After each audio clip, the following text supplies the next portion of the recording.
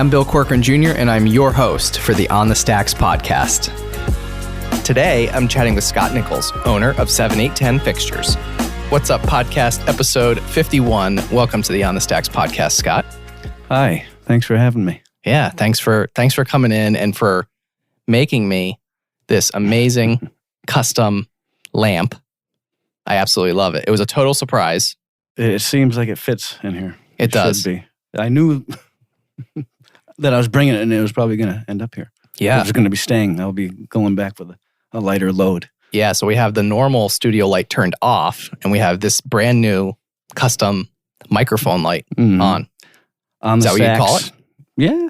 And it's got the On the Stacks logo on it in the All front. All steel, heavy duty. So cool. Thank you. So we'll I hope you enjoy it forever. Oh, absolutely. It's going to stay here in the studio. I may take it back and forth from home. Nice. I don't know. It's nice and compact, so you can kind of like, well, I'll just throw it in this front seat and bring it home. Yeah. Use it at night, bring it back. Yeah. So we'll talk a little bit more about that and, about your business and all the cool lamps, as you call them. But let's just kind of start with a little bit about you, a little bit about your background, where you're from, and take it from there. Well, I was born in Massachusetts and moved down here in 77 when I was 2. My family owned the inn at Nichols Village, which when we moved down here, my father came down to work for the family. And it was quite the environment, I guess, to grow up in. There was about 90 or 100 guest rooms, fine dining, casual dining, catering, indoor pool, spa. It took up so much, a huge chunk of Clark Summit, and people came from all around to go there. It was my grandfather, my great-grandparents started it, and even my great-grandmother, who was alive until she was about 94, lived there and had a little sort of section of building all to herself. And so my grandfather and my father, they maintained all the property. And then my grandfather's brother did more of the business end of it. And, it had quite a long haul. And then my parents moved back to Massachusetts probably around 2000.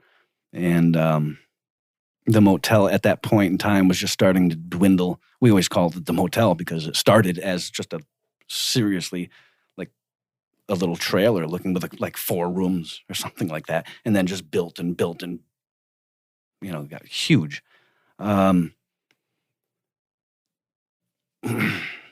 Wherever I was going with that. So you're talking about your dad and your grandfather? Yes. Yeah, maintain the property? Yes, and then I joined in, which was really exciting for them. What year was that? How old were you? I was probably, the first time I worked, the very first 8 hours that I worked for Nichols Village, I earned a Nerf boomerang. They were hot at the time, so that might have been like 80. I don't know when those stupid things came out, but that was my first pay. I was pretty young. My grandfather made me pull weeds for 8 hours straight, and then I got the Nerf boomerang. But so then I as I grew up, I probably started working for them full time, maybe around 15, 16, somewhere in there, I think. Working for my father and grandfather, there was, pros and cons big time to all of that. One of the pros was being like, hey, I could just hop and hang out with my grandfather and we could probably go and get ice cream instead of working. Yeah. My dad would be like, where the hell is Scott? And where's Norm? Where's my dad? It was fun. So I probably left. I don't even know because so much happened up until that point, which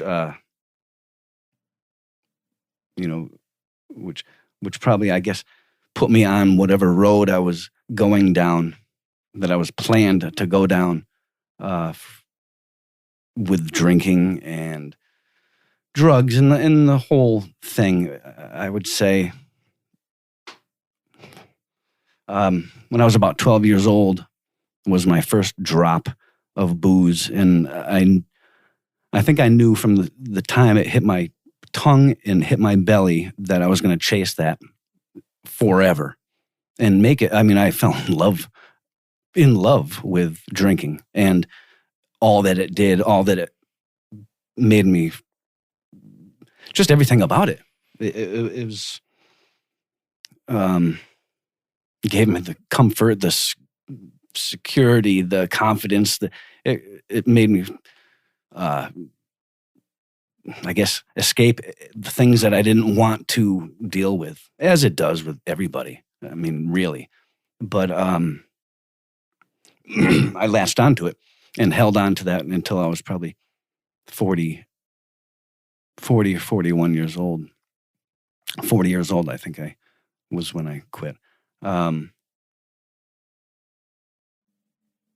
Obviously, in all those years, I have quite some stories that go along with all of that, and most of them are nightmare stories.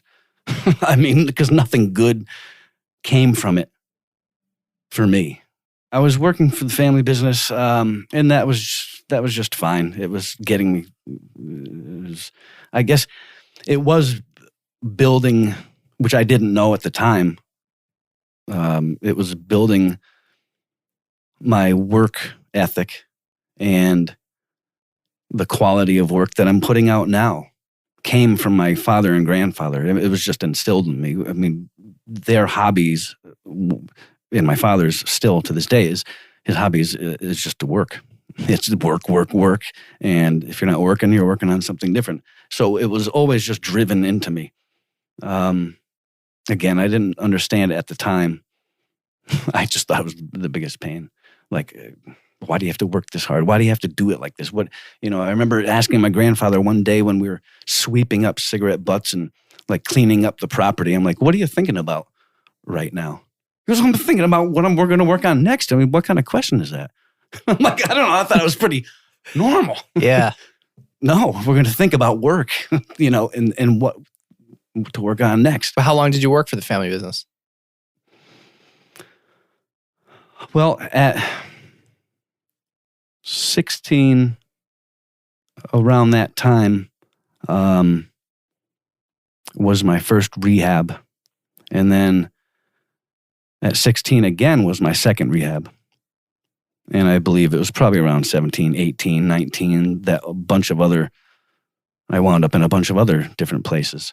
And during that whole time, I was working for Nichols Village, working for my dad still, which was horrendous. I mean, I was coming in reeking of booze and not being able to function, really. And this was, this was when I was pretty young still. It seemed like I didn't have the direction of anything. And I'm sure anybody at that age you don't know what you want to do. Or if you think you know what you want to do, which, at one point, like I was saying, I wanted to be a full-time musician. It was just such a passion of mine. Yeah, you brought your guitar today. Yeah. Played a little Beatles song on the stacks. Yeah. It was a first. Awesome. I'm glad to be part of a first. A lot of firsts today. Yes, awesome. Yeah. Awesome. So you thought you wanted to be a musician. Yeah. And I go into things very hard, completely obsessed, compulsive, just no matter what it is, from a very young age, whether it was booze, or tennis, or snowboarding or skiing, or lamps, or anything and everything.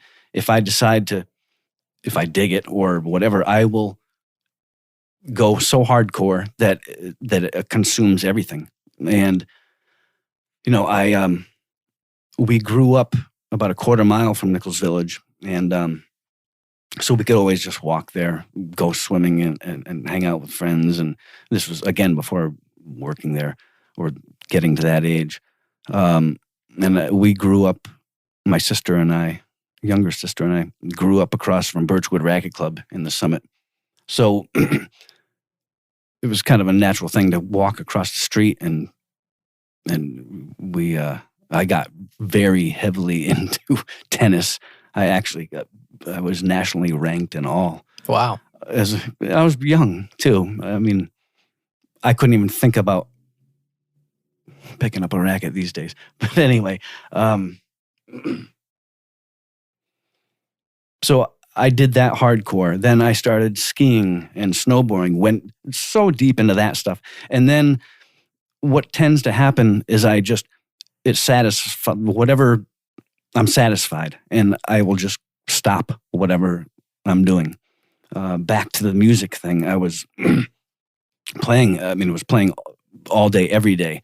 When I was about 16, with again, I'm so all over the place. But the school sort of recommended, since I left, since I went to the 2 rehabs within the same school year, they're like, why don't you just kind of leave here for a bit and come back next year?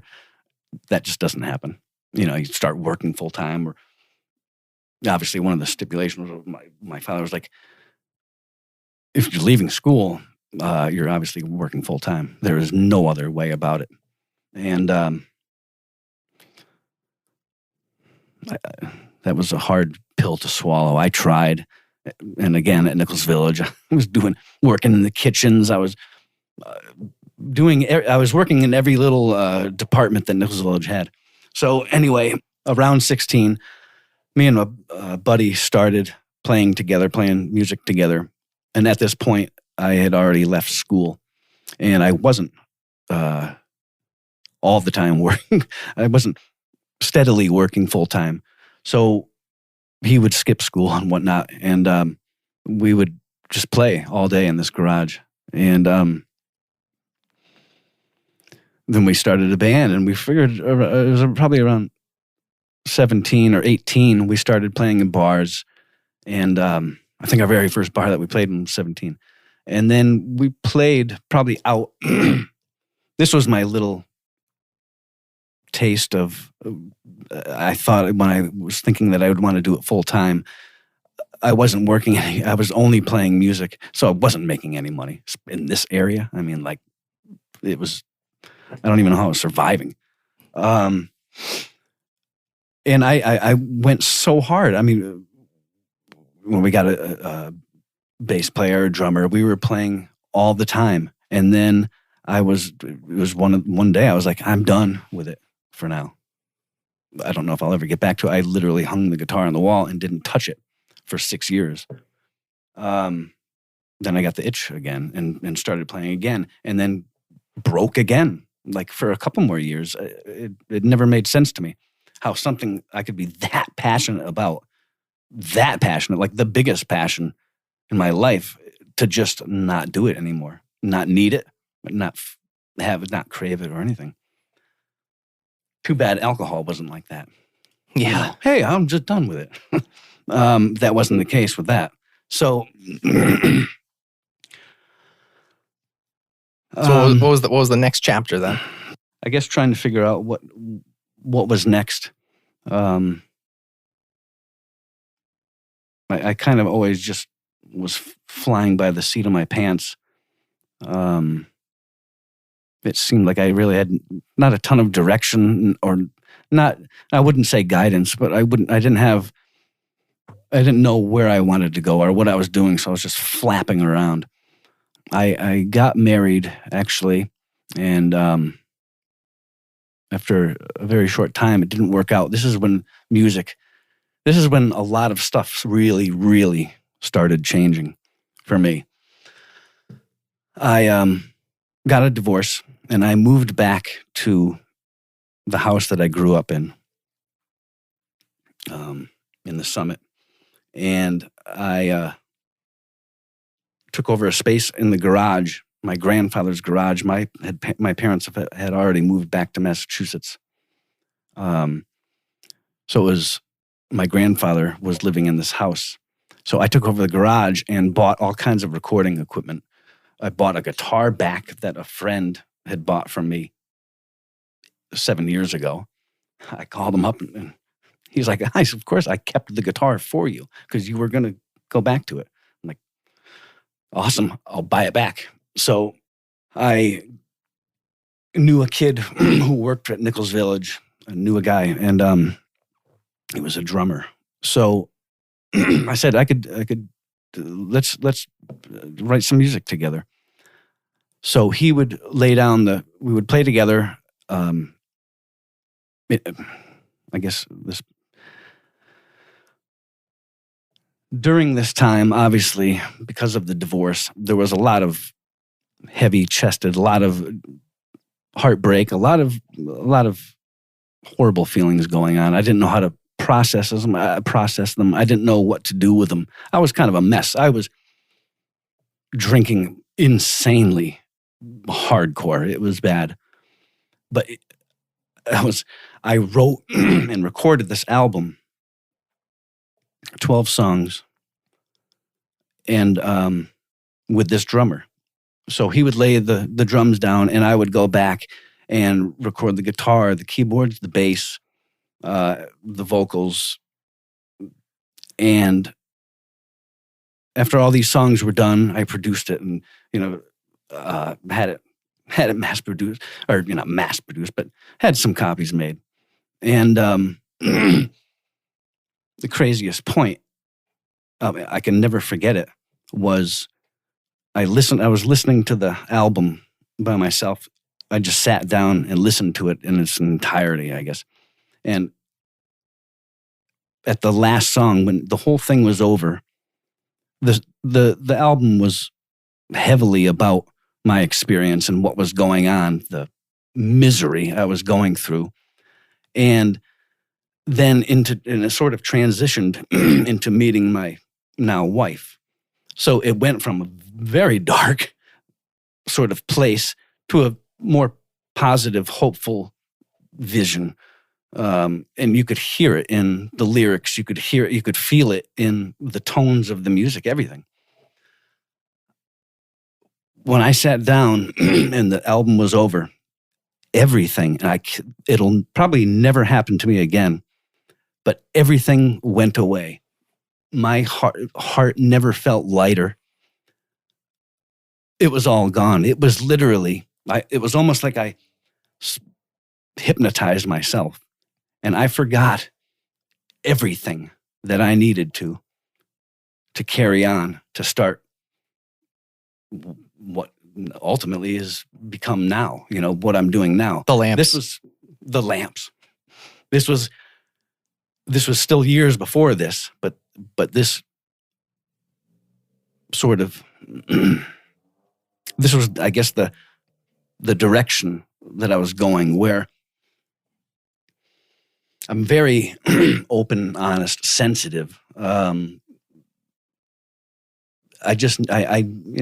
For myself, I've always needed to express myself, and I can't, like I've told you before, and like I'm doing right this actual second. I can't express myself through words, through speaking almost, and it is beyond frustrating every day. Every day, even when I'm trying to talk to my wife, it comes out like a mouthful of garbage. I walk back, and I am in shock myself that the words do not come out right. Now, writing is a whole different story. Like whether it's a Facebook post or something, even if it's about gratitude these days or something, I can write that. I could write for years and make all of that work. But this is trying to get words out of my mouth is very difficult. So I think I've always used music, whether I was playing it or listening to it. I've always sort of had something to express myself, whether it was tennis or any of that. The music mainly. It was your way of communicating. It is. I mean, not to sound like, oh, that's the way I communicate, and I can't. It is. I mean, it.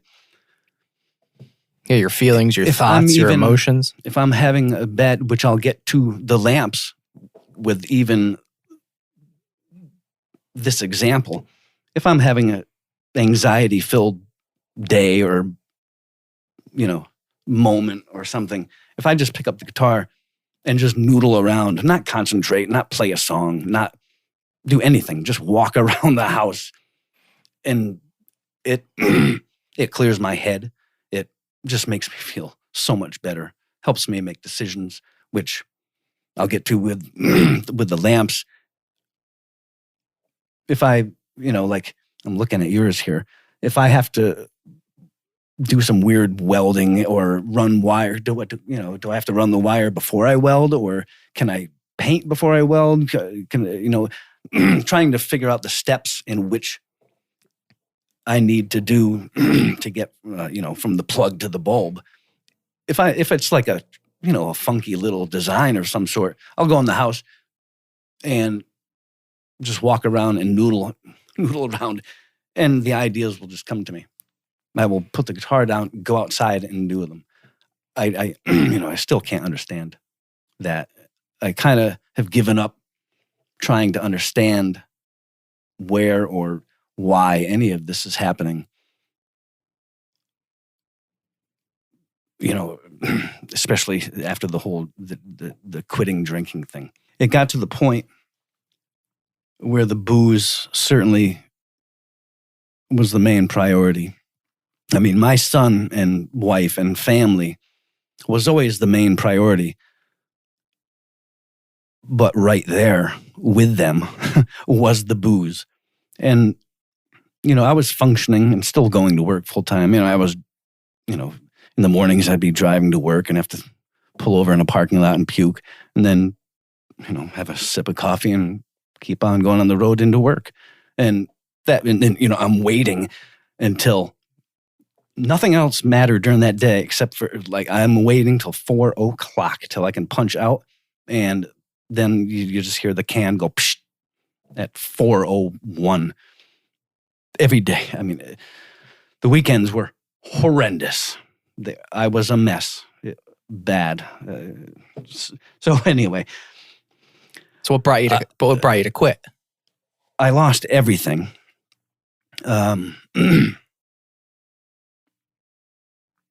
I just lost everything.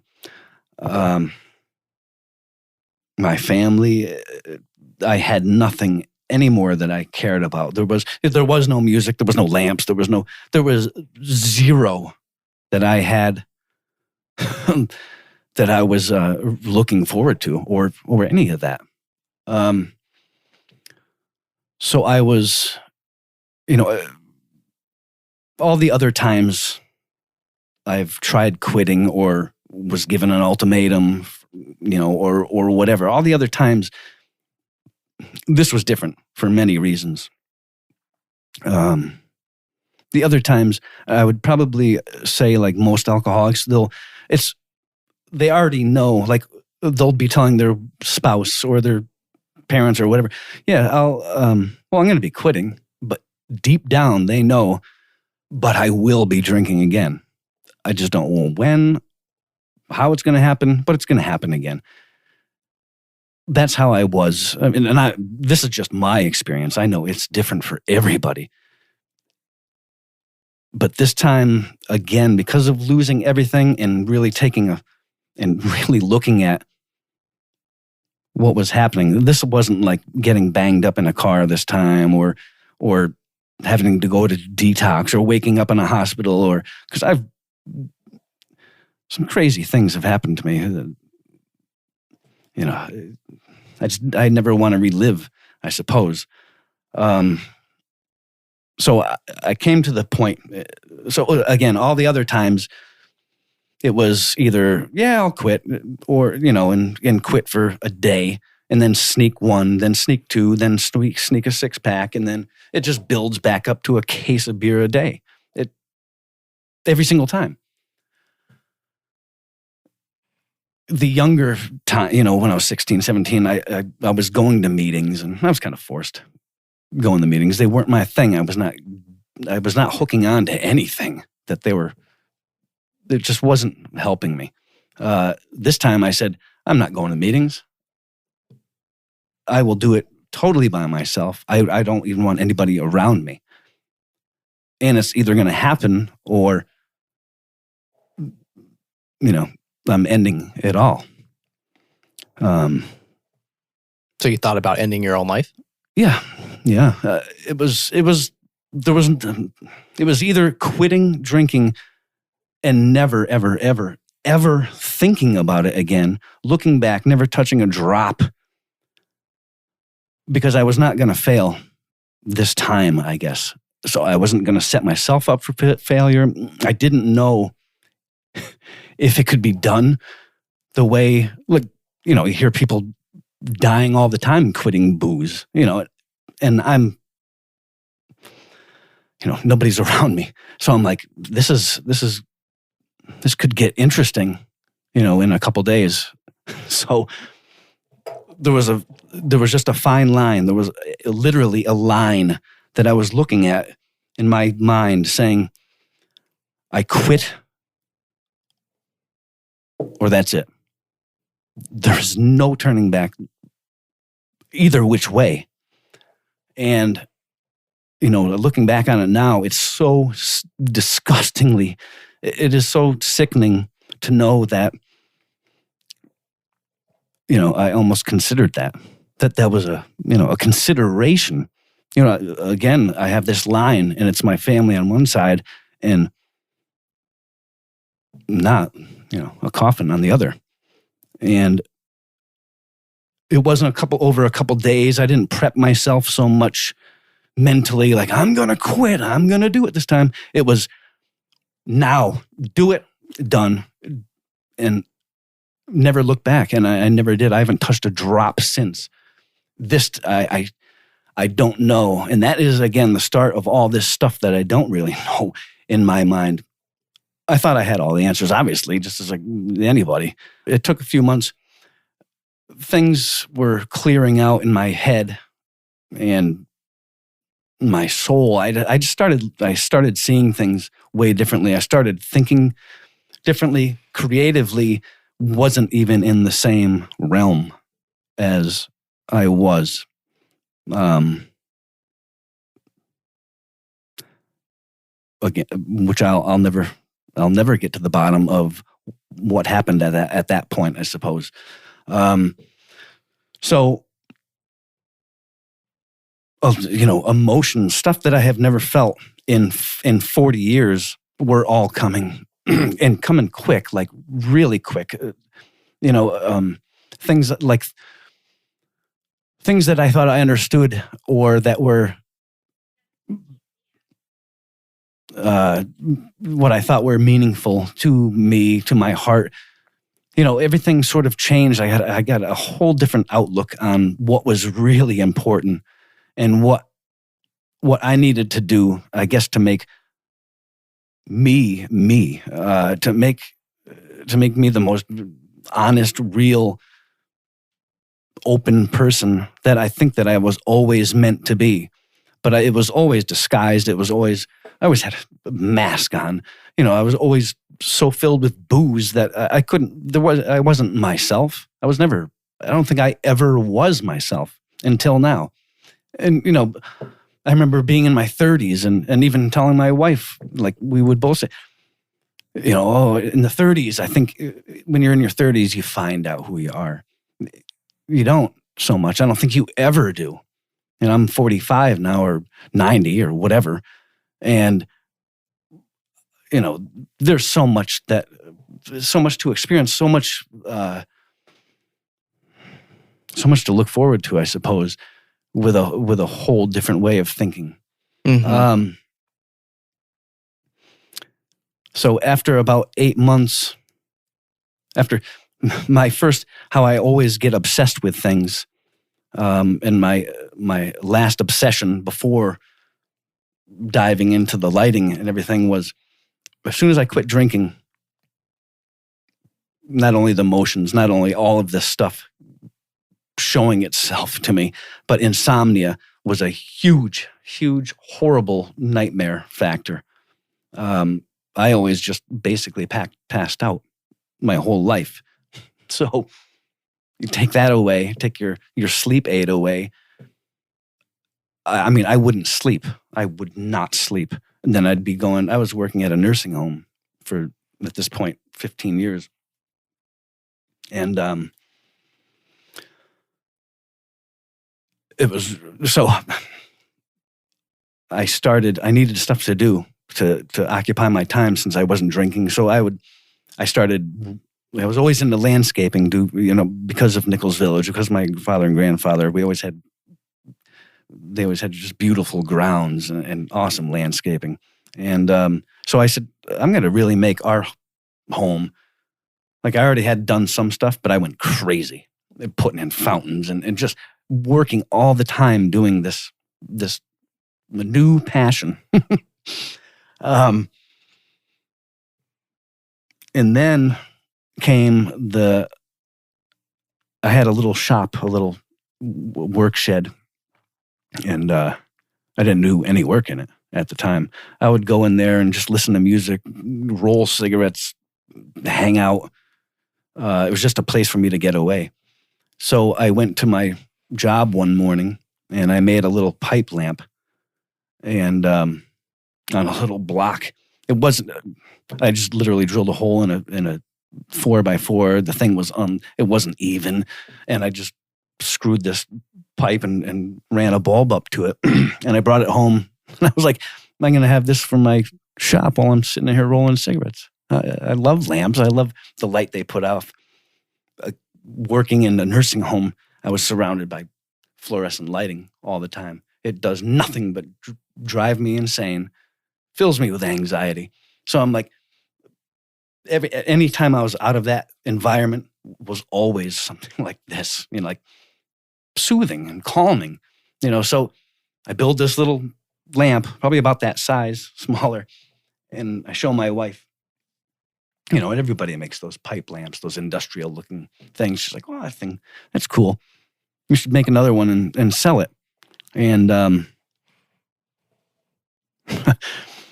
she's like, "You should open up a Facebook page." And I was like, "Well, I want nothing to do with it at all. I like, what's going on with my life right now, whatever." So I didn't want people to know, I guess, as much as they do about me now. Yeah. So your wife pushed you to start a Facebook page. Yeah.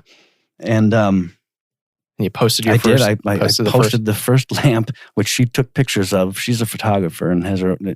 We both work from home. Has Expressions Photography. So she's like, "Well, I'll take a picture of the thing and we'll just post it on Facebook." And I was like, "Well, whatever." So it was probably 5 minutes later. It was a message. "Is the thing for sale?" I don't even remember what the heading was, or the title, or any sort of thing like that. I've always, from the very first one, I've named lamps for whatever reason.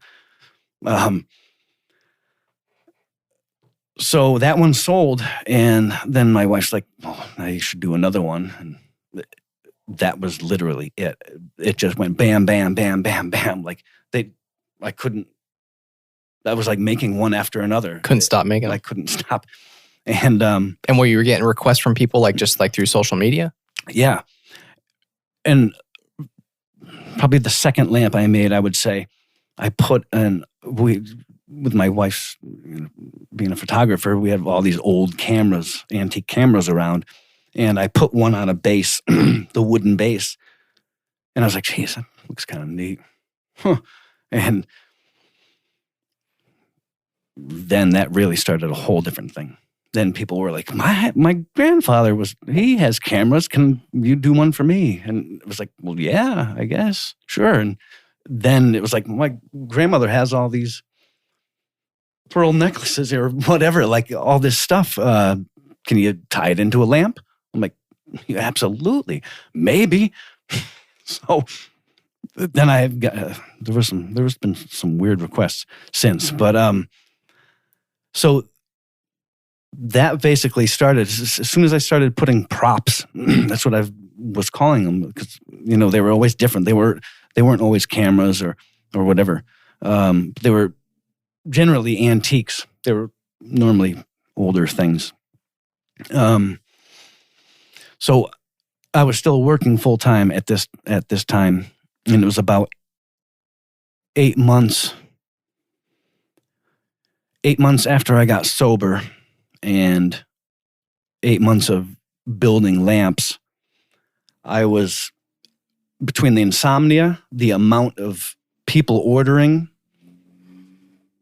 my life in general. Our son takes up quite a bit of. He takes quite a bit of care. So there was no time there. I was literally working like 22 hours a day. There was some days that I was still going to the nursing home, and I hadn't slept from the night before because I was making lamps. I just couldn't sleep. There was a big thing of working at night, which I still do. I still don't really have a whole lot of peace unless Jonah is sleeping. So it always, between the insomnia and that alone, it just made sense to work at night. Obviously, I was still working full time. So,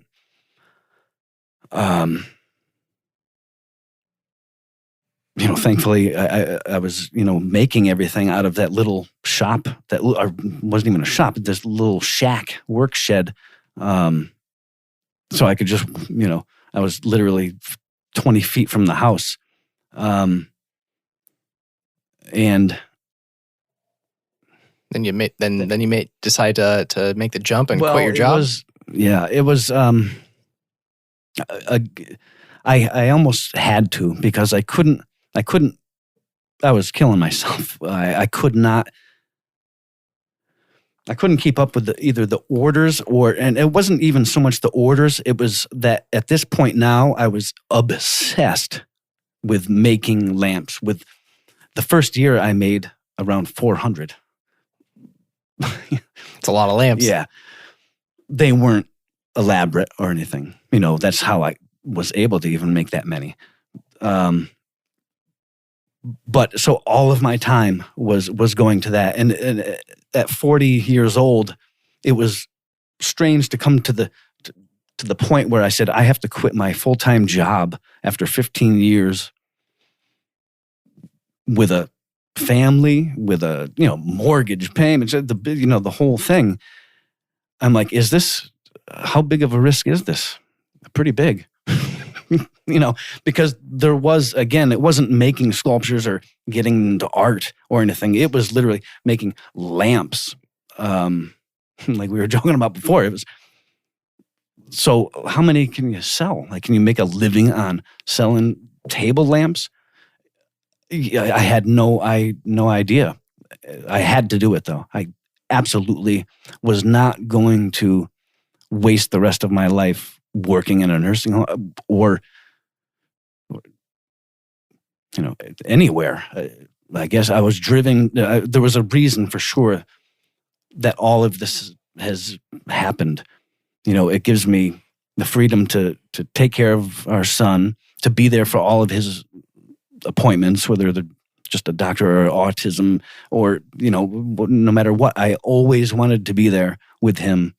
I want him to feel so loved that he doesn't even comprehend it. I mean, he is absolutely everything to me, to us. So I was going to do absolutely whatever it took. Like, once I got a taste of that freedom of being able to, time-wise, being able to do whatever you want, in a sense. His appointment's at 9:30 on Tuesday. I will be there. Before it was, well, should I text my boss? Should I how am I going to leave? How am I going to even do this? That anxiety, I couldn't live like that anymore. It was, all right, we'll see what happens. I have to quit this job. I have to do it. And at that point, that was the best decision besides quitting drinking, obviously, but that was the best decision I've ever made. And the name of the company, tell me the name of the company and the significance behind it. You have it tattooed also. Fingers. Yeah, 7810, which my wife and I were talking about a business name. She's like, imagine if, what would you even name your business? I'm like, business. I'm like, that, yeah, it's just not going to be a business. And all right, 7810, Jonah's birthday. July 8th, 2010, except maybe I'll write it like 7 instead of using a number, and just make it a little funky. And that was it. I never even thought of another thing since. Since Jonah is the driving force for every single thing, why not, sort of do that? Yeah. So you want to talk? So you want to talk a little bit more about your son? I mean, you mentioned he has autism. Mm-hmm. So you want to talk a little bit about Jonah? Yeah. We had him diagnosed young. We probably noticed some changes around age 3. He was starting to talk, and then it all went away. We were like, what the hell is going on? Like, he was talking, and now he can't. So it was my wife's brother who said, maybe he's got autism. We're like, yeah, right. And so we looked more and more into it and started really paying attention to Jonah and what was going on, I'd say. And thank God my wife she is the best with like researching stuff and the whole doctor, that whole part of it, that whole end of it. She's just the best. I'm more like in his face and like hands, I guess hands on, sounds weird, but like,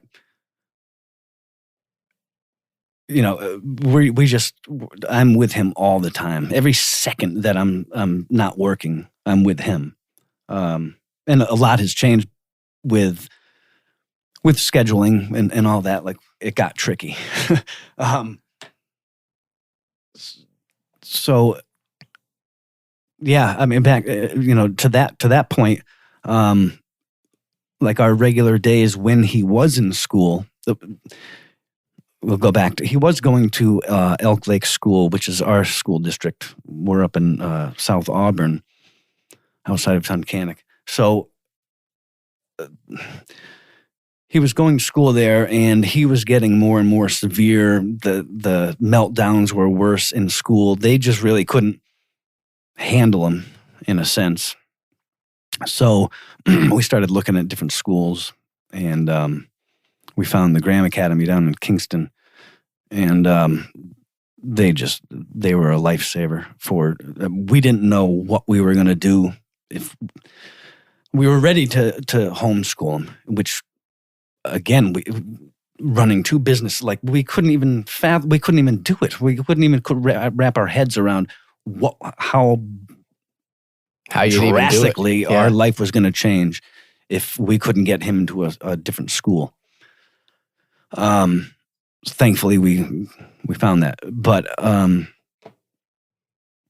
so he would be going to the, before the COVID thing hit, our days would, like, I get up and just go right into work. I can't sit around. I always like to daydream, like, oh, I'll sit on the porch and have a coffee and, watch the birds. It does not happen. There is no time to sit around. There never was for me. Like, so I get up and get cranking. My wife gets editing and working, and obviously we would get Jonah off to school. So we would just work. And what was nice back then, pre-COVID, was like we could grab lunch or something together, or go to Walmart together, and because I mean, besides home and work, which is just, it all gets meshed in and whatnot. So, a few things, being so far away from everything, we're an hour from everything, from Scranton, Wilkes-Barre, Vestal, from anywhere. So to go out and just grab dinner, you're already a 2-hour ordeal before you even pick up a fork. So, finding somebody to watch Jonah, like we can't, my mother-in-law used to watch him here and there. Jonah's gotten stronger and bigger. He's 10 now. And sometimes if a meltdown comes, which doesn't happen that often unless something major is bothering him, which he's always had earaches. And him being nonverbal, he doesn't. Now it's getting better, but for his whole life, he would never say. He never said, my ears hurt. He would just punch you in the face almost. He would get aggressive, not literally, but he would just get super aggressive. It's bad. It gets bad. So we would just take him to the doctor. But now he's starting to use more and more words for his needs. Like he used to just, we would have to read his mind if he was hungry or whatever. Or now he says bacon or slices of bacon, or he'll just grab the pack out of the fridge and throw it on the counter or something, just to meet his needs. There's no back and forth communication. There's no conversation. From birth, I've always wanted to give him his bath and spend that evening time.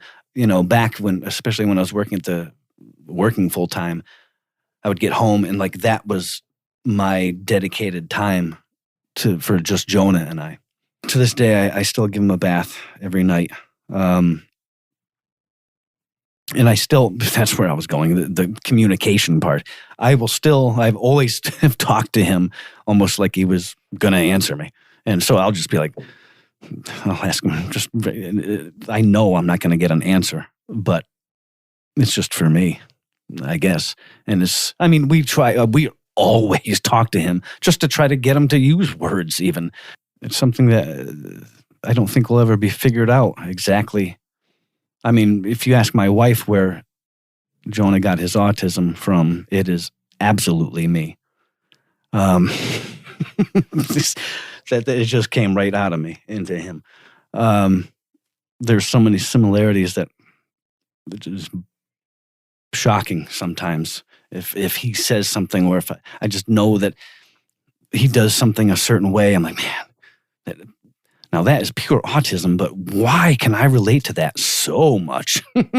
So yeah, they weren't diagnosing back in my day, Yeah. So you want to maybe jump back a little bit, talk a little bit more about the lamps, maybe yes. like one or two projects that throughout the years that that maybe were like really special to you, or something that was just something unique. Besides, obviously, my really cool on yours the Stax is probably that's cream of the crop. Sure is. There's been a lot of accomplishments over the past couple of years. One big one being the owner of a gallery and the mayor, Mike Lombardo of Pittston, asked me to do all the lighting in their new gallery. And they opened up probably 2 years ago. And I was just honored to, it was the biggest, I would say it was the biggest job I've done as in quantity and everything. The mayor, the first time I met him, he had 2 4-foot fan props that were from the building that we were standing in. Huge. And he goes, "Can you use these? How about, can you make anything for us with these?" I'm like, "I can highly doubt it." Like, they're so big, they're so heavy. I don't know. And then I said, let's load them up with the car. We'll see. And I joked with him when there was 2 fixtures. The first fixture, I put maybe 8 of these wild, long, crazy, squiggly steel rods coming off with bulbs at the end of them. And the whole fixture itself, I named it the Uneasy because of the look of it.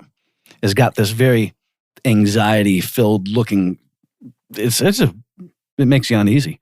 So when I was putting it all together and welding it and everything, all the wiring is inside of this 2x2-inch steel tube, and I had to weld all that with the wires inside.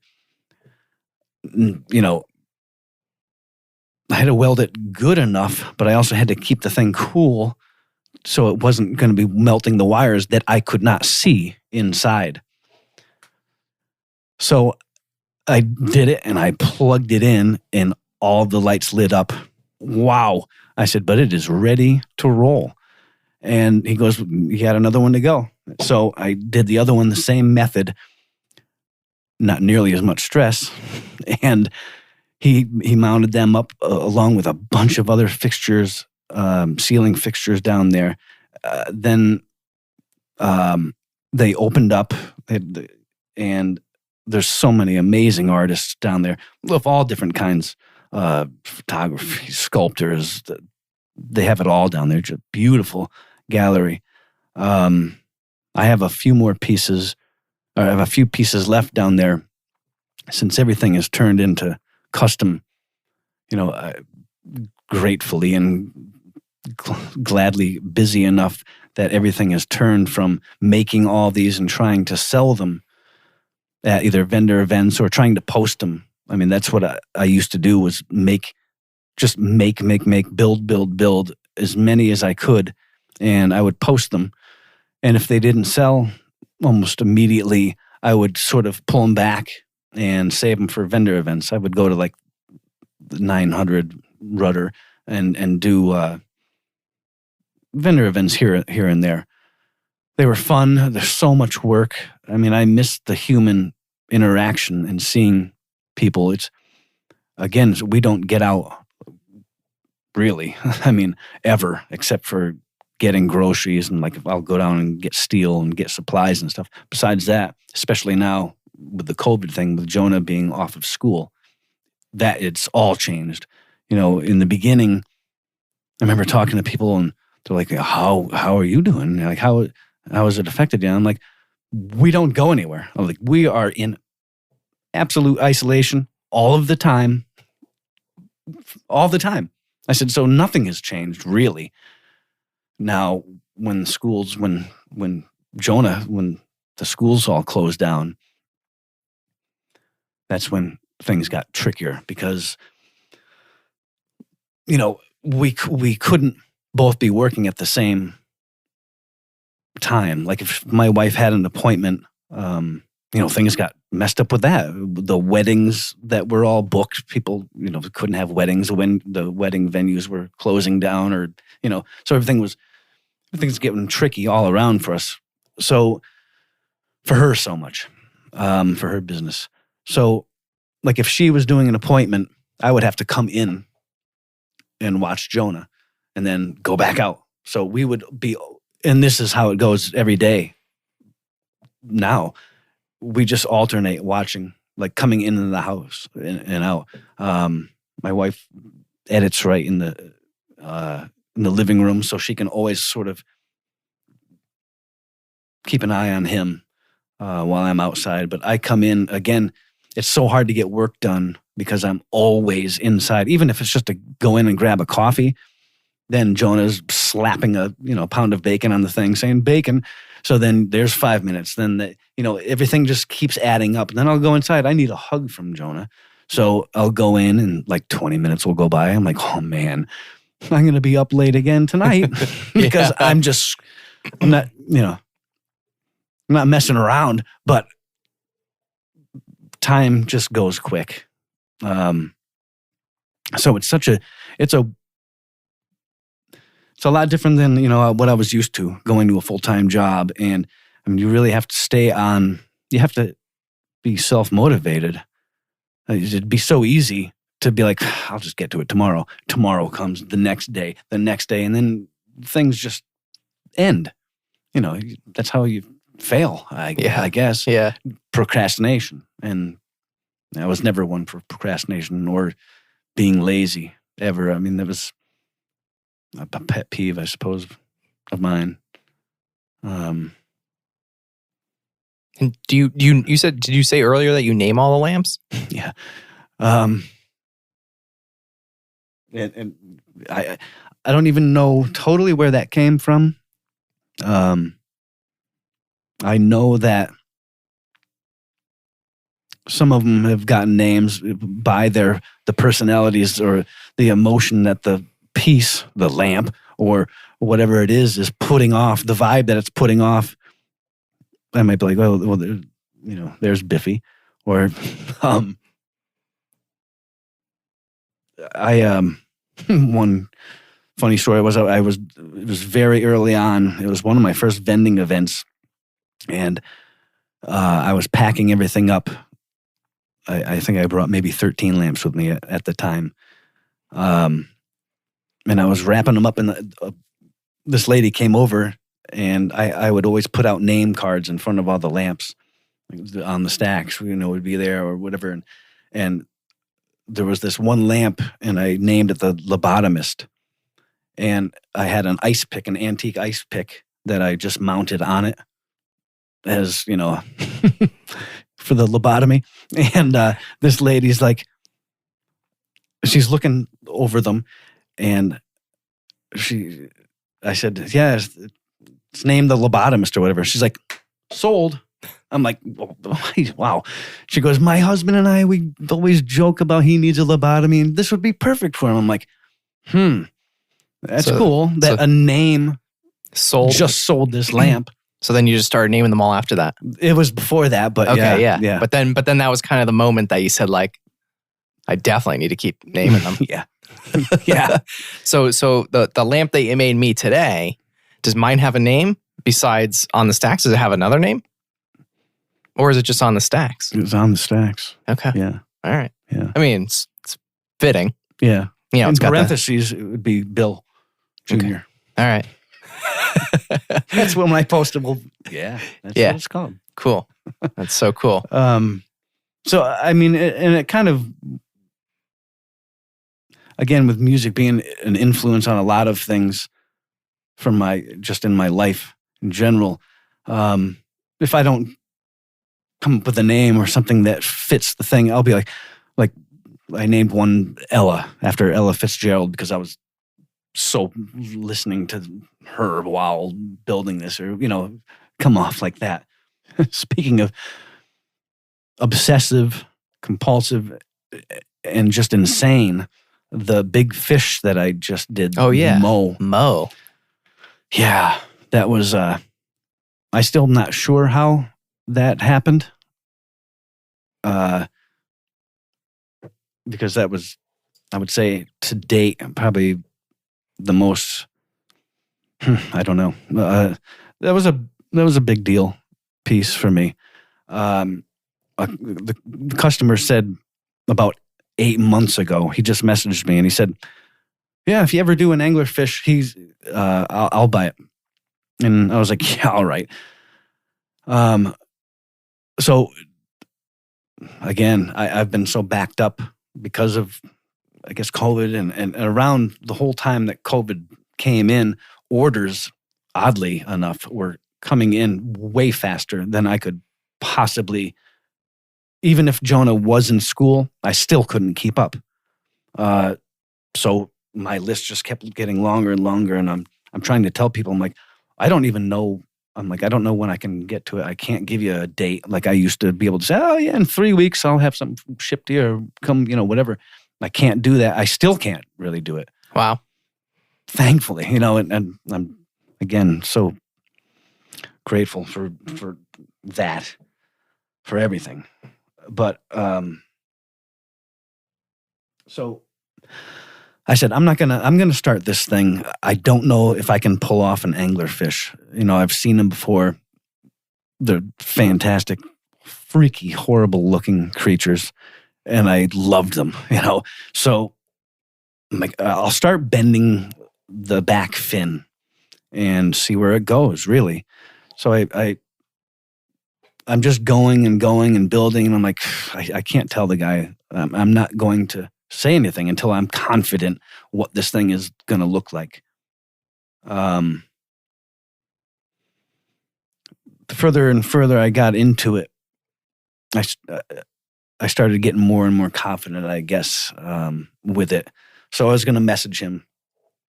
Now, at this point, I don't know how many hours I was into it. I would say about 40 hours it took total. Just a ballpark. Again, it's so hard for me to keep track of time, the way I'm in and out and in and out. And then I work after Jonah goes to sleep. So, my days, I still don't even know if I was to punch a clock, if I work 12 hours a day or 16 or 4, or I don't know. I've tried to make a conscious effort to be like, all right, it's 1 o'clock now. Let me do. It just doesn't happen. So right before this project, I was flipping through Instagram and I saw this guy he was a local musician who moved to Nashville. This is bizarre. And he played a couple chords, just sat there with an acoustic and played a couple notes. And it was Eye in the Sky from Alan Parsons' project. Now, the song is not, I don't even think that I would have ever liked it before. I don't know. This is so totally bizarre to me, what happened next and why, again, I Googled, or I looked up the song, Eye in the Sky, and I'm like, something is so familiar with this song. It's the type of song that you'd either hear at a dentist office or like waiting to get a colonoscopy or something. It's not like an awesome song. It's cheesy. It's not even about a good topic. It's about being spied on from the sky or, weird. But whatever notes, the melody, everything about this song touched me in such a way that I do not understand what happened or what it was. So I looked it up. I put it on. I listened to it a couple times. I was like, I can't. I don't know what's happening here, but I dig it. So I put it on repeat, and that stayed on repeat for over 40 hours. Only that song. Sometimes in headphones, if I wasn't listening to it in headphones, I was cranking through the speakers in the shop, or I'd have it low, but it was on the entire job, the whole entire fish project Of Mo. I weird. It was so weird. I can't even explain it. So afterwards, I'm like, I think it was written in like 82 or 84. And I'm like, was something going on in my childhood? And did I hear that song somewhere in some either traumatic time in my life or something to make that stand out in an unheard of way? Something had to have happened. I still haven't figured that out. I did figure out the song without picking up an instrument in that time. I went into the house and I'm like, I think I know this song well enough to play it. So I grabbed the guitar and I'm like, wow, those are the chords. It's just really strange. Just came to you. Yeah. So that mystery will never be figured out, I'm sure. I did tell the owner of the fish, I said, I have to let you know. Hopefully he hears this and he'll know now, because I had to message him. I'm like, I have to tell you one of the weirdest things that's ever happened in my life during this fish. And I said, I'll call you one of these days. But strange. Speaking of strange, one of the, as for accomplishments, I became friends with Josh Balls, who owns the Strange and Unusual and Batty Fang Salon, and just a bunch of businesses. He's opening Nior, which will be a bar restaurant down in Scranton on Penn Ave in a couple weeks. I've done a lot of work for him. I did these massive sconces for his new bar, big floral, crazy huge sconces, and did some bar tops for him there. At the salon, I did a manicure table with 2 built-in lamps that are big, huge flowers, and they're on goosenecks, so you can move them all around. Another tabletop, so their whole manicure section is lit up wildly with some unique things. When we first met, we were walking around his store, The Strange and Unusual, and he mentioned, there's some weird things there. Yeah, strange and unusual. Sounds like there would be. Yeah. So he mentioned something about a human skull. And I said, man, I would love to work. I would love to do something with that, make a lamp or something with it. So he puts it in a box and he goes, go ahead. Here's some human ribs too, to go with it. I'm like, all right. I went home and jumped right on this thing. So this was another really weird experience that goes deeper than just a quick passing thought, I guess. When I was working on it, I made like a kind of like a guy, this sculpture with a heart light bulb in the chest and the human ribs going around that. And then it goes up to this long, scary looking neck to this human skull. And there's its jaws open and there's a light bulb in its mouth. At the time, I thought it was a good idea. And,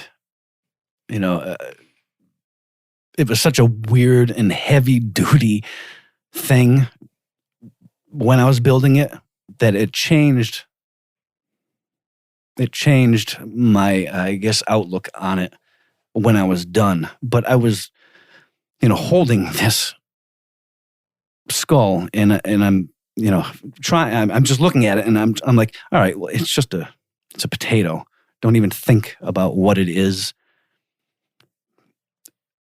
That didn't last long. I'm working with the thing. I'm holding it in my hands. I'm looking at its ears, the canals of it. And I'm like, then it got weird.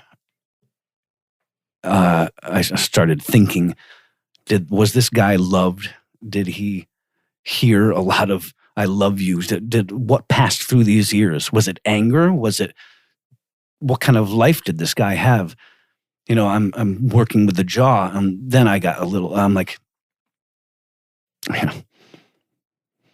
how many? I tried lightening up the situation. I think I'm like, how many turkey sandwiches went through this jaw? Like, Yeah. I was trying to lighten it up, Literally, because it was, bad joke. It was a good one. It turned heavy right there, right then. So I sort of disregarded all thoughts about it and just carried on with the vision that I had of it. And he's holding a flower, and he's got a wooden cane and a bow tie and all this. So after I was done, it was just been on display forever down there for a year and a half or something. And I just remember thinking one night, I was just going through pictures, and I was looking at it, and it made me think of when I was building it. And I started really feeling bad, like it was very wrong for me to have done. At that point, obviously, there was no changing it. So I had to let go of those feelings, because I couldn't, nobody wants to feel like that. Nobody wants to feel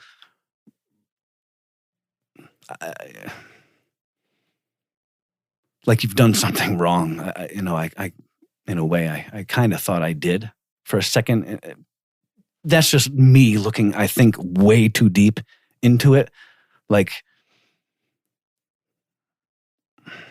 So it was definitely, I'm not going to say a life-changing piece, but it changed some things inside of me.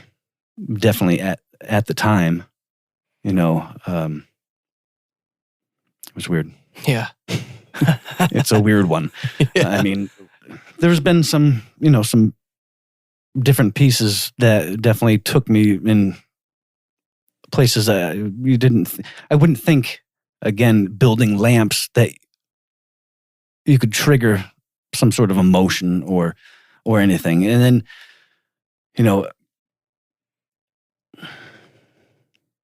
then you realize, I guess they're not just lamps. They are part of they're an extension of me in some sense or another.